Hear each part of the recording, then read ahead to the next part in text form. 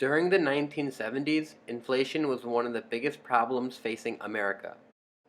The rising inflation was due largely to Lyndon B. Johnson trying to fund both the Vietnam War. Another economic issue of the 1970s was deindustrialization. In the 1970s, many U.S. companies could not compete with Asian and European companies. Because of this, many U.S. factories closed. This caused massive unemployment and homelessness.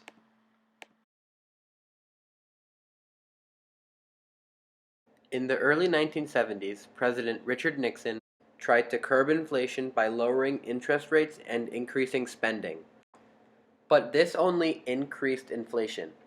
And so, on August 15, 1971, President Nixon unveiled a bold plan to the nation which would end the US dollar being backed by gold. The strength of a nation's currency is based on the strength of that nation's economy. And the American economy is by far the strongest in the world. Accordingly, I have directed the Secretary of the Treasury to take the action necessary to defend the dollar against the speculators. I have directed Secretary Connally to suspend temporarily the convertibility of the dollar into gold or other reserve assets, except in amounts and conditions determined to be in the interest of monetary stability and in the best interest of the United States.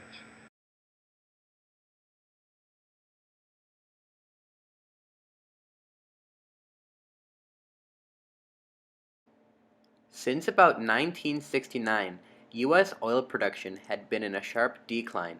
This made U.S. companies very dependent on Middle Eastern companies for oil.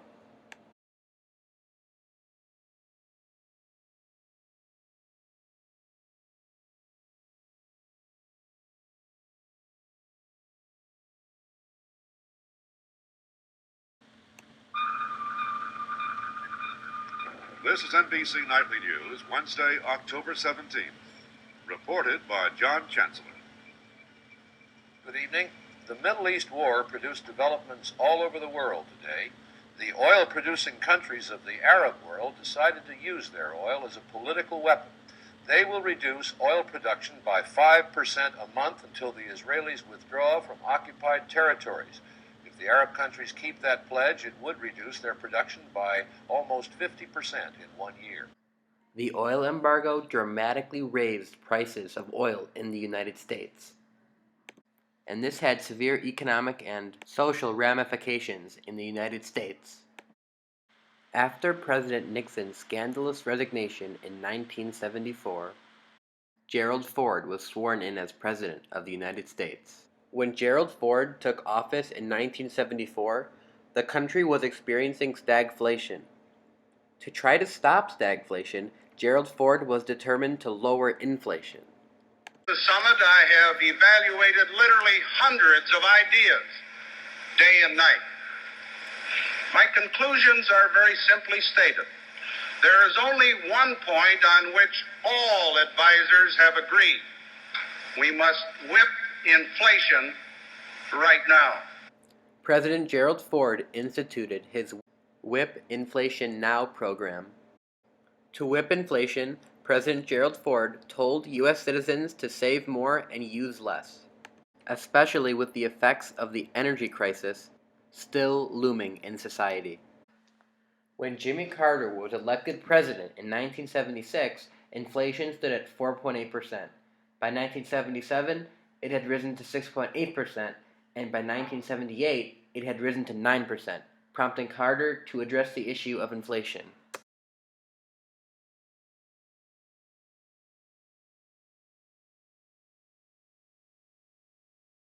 One of our most urgent projects is to develop a national energy policy.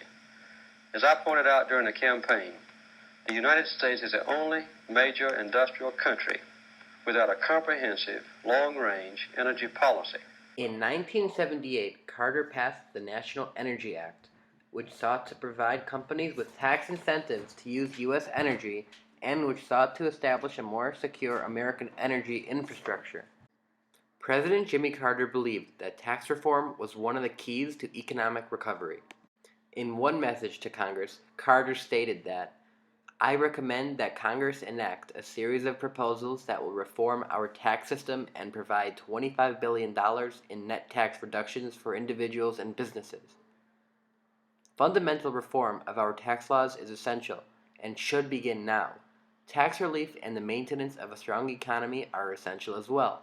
The enactment of these proposals will constitute a major step towards sustaining our economic recovery and making our tax system fairer and simpler.